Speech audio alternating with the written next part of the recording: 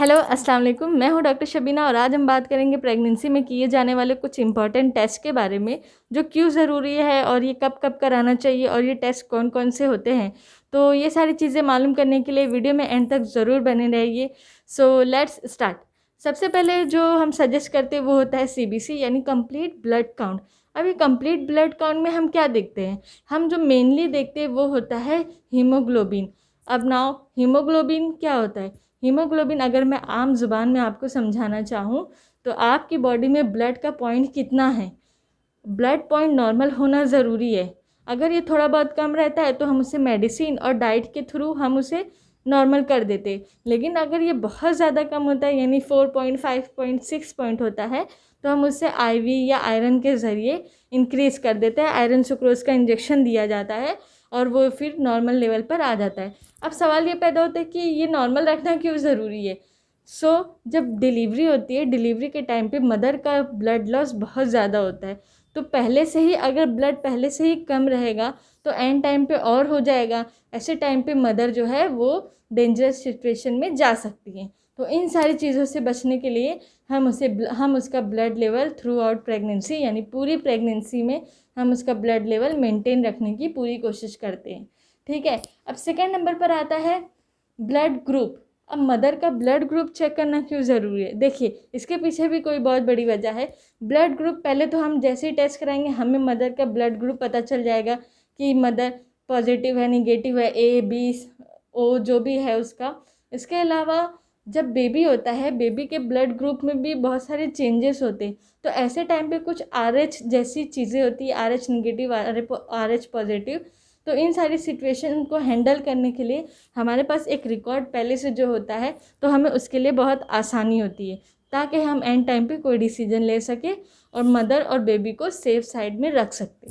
ठीक है। फिर तीसरे नंबर पर आता है ब्लड ग्लूकोज लेवल। अब ब्लड ग्लूकोज लेवल क्या, यानी आपकी बॉडी का शुगर लेवल।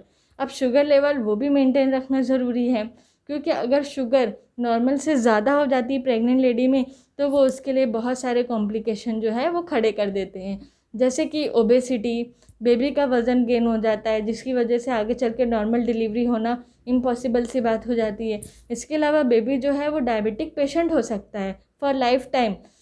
ऐसे ऐसे टाइम के लिए हम पेशेंट का ज़रूर ब्लड ग्लूकोज लेवल चेक करते हैं और उसे मेंटेन रखते हैं।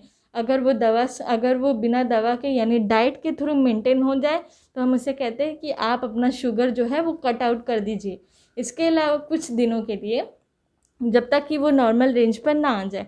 उसके अलावा अगर बहुत ज़्यादा शुगर इंक्रीज़ है तो हम उसे कुछ दवाइयाँ वगैरह उसको प्रोवाइड करते हैं, जिसकी वजह से उसका शुगर लेवल जो है हम उसे नॉर्मल लाने की कोशिश करते हैं पूरी प्रेगनेंसी में। उसके अलावा चौथे नंबर पर आता है कुछ सेक्सुअली ट्रांसमिटेड डिसीज़ होती है। देखिए, हमारे लिए हर पेशेंट सेम है, हमारे लिए हमारा काम सेम है हर पेशेंट के साथ। तो हमें ये सेक्सुअली ट्रांसमिटेड डिसीज़ को भी बहुत इम्पॉर्टेंटली देखना पड़ता है, क्योंकि हम नहीं जानते कौन कौन से माहौल से आया है और कौन किस माहौल से बिलोंग करता है।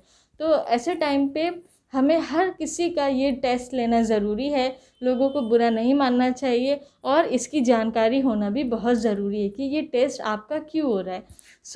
ये टेस्ट यानी HIV का टेस्ट, VDRL का टेस्ट, इसके अलावा HbsAg का टेस्ट होता है। ये 3 टेस्ट इसके अंदर होते हैं।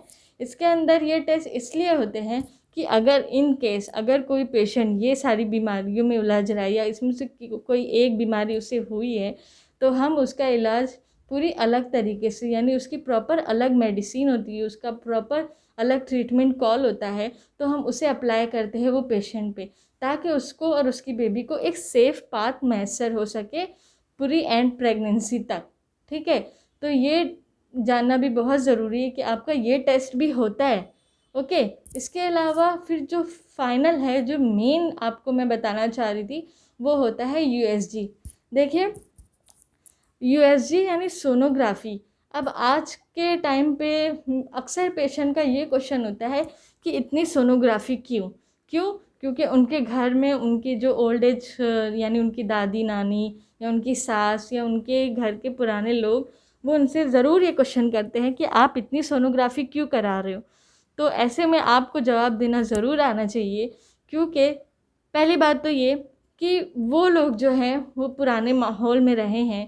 पुराना माहौल मतलब एक कुदरती माहौल था उनके पास, सारी चीज़ें बहुत नेचुरल थी। यानी उनका रहना, उनका खाना, उनका पीना, उनका पानी, उनकी आबो हवा, सारी चीज़ें बहुत नेचुरल थी। कुछ भी मिलावट नहीं थी, किसी तरीके की केमिकल की कोई गुंजाइश नहीं थी। सो उस हिसाब से उनकी बॉडी जो थी नहायत फिट थी। तो ऐसे टाइम पे जब आज का दौर हम कंपेयर करते हैं, आज के दौर में सारी चीज़ें केमिकलाइज हो गई है। इवन फ्रूट भी जो हम खाते हैं वो एक नेचुरल प्रोसेस से नहीं हमें मिलता है, उसको इंक्रीज़ किया जाता है, उसको ज़बरदस्ती उसमें बढ़ाया जाता है, उसकी पैदावार को बढ़ाकर हमारे तक हमें दिया जाता है। तो ऐसे टाइम पे जब हमारे लिए फ्रूट ही केमिकलाइज फॉर्म में जब हमें मिल रहा है तो हम खाने पीने की क्या ही बात करेंगे। इसके अलावा पॉल्यूशन है, हवा, पानी भी अब कैसा आ रहा है। तो ये सारी चीज़ें बहुत केमिकलाइज हो गई है। और जो मेन हमारी लाइफ में जो आज हम पे हावी हो चुका है वो है चिकन। अब देखिए, चिकन एक बेस्ट एग्जाम्पल है इस चीज़ को समझने के लिए कि आज के दौर में हम हर दिन कहीं ना कहीं किसी न किसी फॉर्म में चिकन कंज्यूम कर रहे हैं। अब चाहे वो समोसे के तौर पर हो, चाहे वो कबाब के तौर पर हो, चाहे वो हमारे घर में बिरयानी बन रही हो, चाहे वो चिकन का ग्रेवी बन रही हो, तो हमारी बॉडी में हर दिन चिकन जाना ज़रूरी हो चुका है। इसके अलावा चिकन बहुत एक्सेसिव अमाउंट में हमें प्रोवाइड किया जा रहा है, वो नेचुरल तरीके से नहीं बन रहा है। तो ऐसे टाइम पे चिकन से स्पेशली वुमेंस को बहुत हार्मोनल डिस्टर्बेंस हो रहा है। अब ये हार्मोनल डिस्टर्बेंस अगर हो रहा है तो ऐसी सारी चीज़ों को मेंटेन करने के लिए भी हमें बहुत सारी नई टेक्निक्स का इस्तेमाल करना पड़ता है। तो आइए मेन टॉपिक पे मैं चलती हूँ कि सोनोग्राफी शायद इसी वजह से इतनी ज़्यादा हो गई है क्योंकि आज हमारी बॉडी इतनी परफेक्ट नहीं है जितनी पहले के लोगों की थी। सो देखिए, मेडिकली अगर देखा जाए तो सोनोग्राफी सिर्फ दो करानी चाहिए पूरी प्रेगनेंसी में। वो होती है एक 5वें मंथ की प्रेगनेंसी में और एक होता है 9वें महीने में। अब 5वें महीने में क्यों ज़रूरी है?